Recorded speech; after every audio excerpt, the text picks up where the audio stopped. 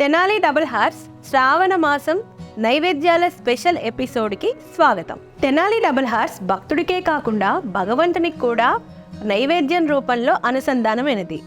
Tenali double horse రుచికరంగా ఉంటుంది, అనుబంధాల్ని పెంచుతుంది. నేను మీ విజయశాంతి.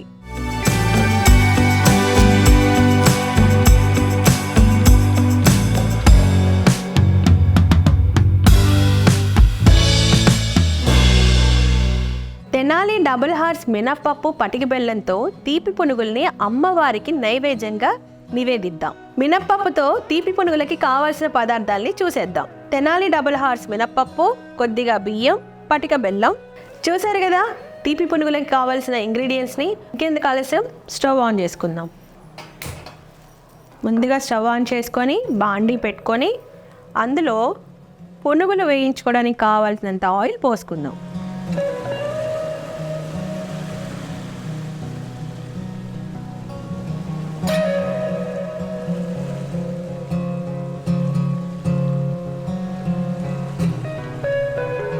ఆయిల్ వేడెక్కిందండి, సిమ్లో పెట్టేసుకొని నేను ముందుగా తయారు చేసి పెట్టుకున్న తీపి పునుగులకి దీంట్లో మినప్పప్పు, కొద్దిగా బియ్యం, పటిక బెల్లం కలిపి మిక్సీ చేసుకొని ఇలా బ్యాటర్ని రెడీ చేసుకున్నాను. ఇప్పుడు ఆయిల్ హీట్ ఎక్కింది కాబట్టి దీంట్లో చిన్న చిన్న పునుగులుగా దాంట్లో వేసి దాన్ని గోల్డెన్ బ్రౌన్ వరకు వచ్చే వరకు వేయించుకుందాం.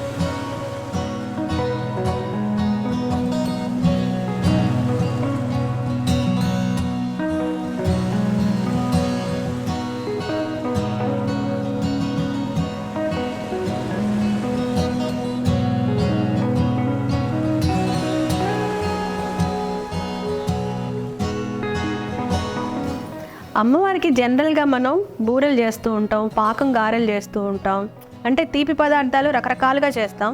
కానీ ఇలా పటిక బెల్లంతో కూడా పునుగు వేస్తారనేది చాలా మందికి తెలియదు. కానీ ఇది కూడా చాలా అమ్మవారికి చాలా ఇష్టమైన ప్రీతికరమైన నైవేద్యం. మీరు తప్పకుండా ఇంట్లో ట్రై చేయండి, చాలా ఈజీ. మినప్పప్పు కానీ మినపగుళ్ళు కానీ ఉంటే చాలు. పటిక బెల్లం ఎప్పుడు మన ఇంట్లో అవైలబుల్గానే ఉంటుంది కాబట్టి ఈజీగా చేసేసుకోవచ్చు. చూసారుగా ఎంత బాగా పొంగాయో. అసలు ఈ పునుగు ఇంత బాగా పొంగే, దీంట్లో తినే సోడా కానీ ఏది వేయలేదు అసలు. జస్ట్ పటిక బెల్లం, మన తెనాలి డబుల్ హార్స్ మినప్పప్పు, కొద్దిగా బియ్యం వేసాం అంతే. చూడండి ఎంత బాగా ఎగాయో.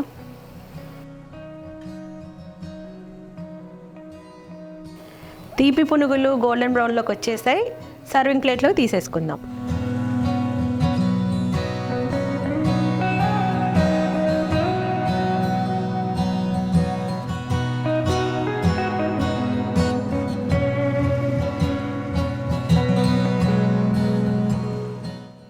చూసారుగా తెనాలి డబుల్ హార్స్ మినపప్పుతో తయారు చేసిన తీపి పునుగులు.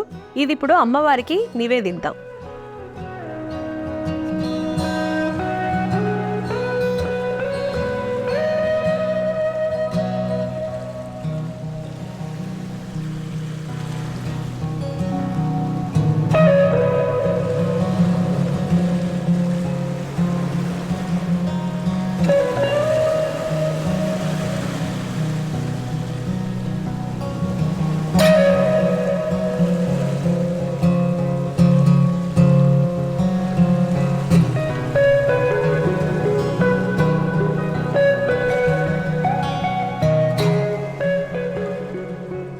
చూశారు కదా, తెనాలి డబుల్ హార్స్ మినపప్పుతో తయారు చేసిన తీపి పునుగులు అమ్మవారికి నివేదించాము. మీరు కూడా తప్పకుండా అమ్మవారికి తీపి పునుగులు నైవేద్యంగా నివేదించి అమ్మవారి ఆశీస్సుల్ని పొందండి. మరో నైవేద్యంతో మళ్ళీ మీ ముందుంటా. నేను మీ విజయశాంతి.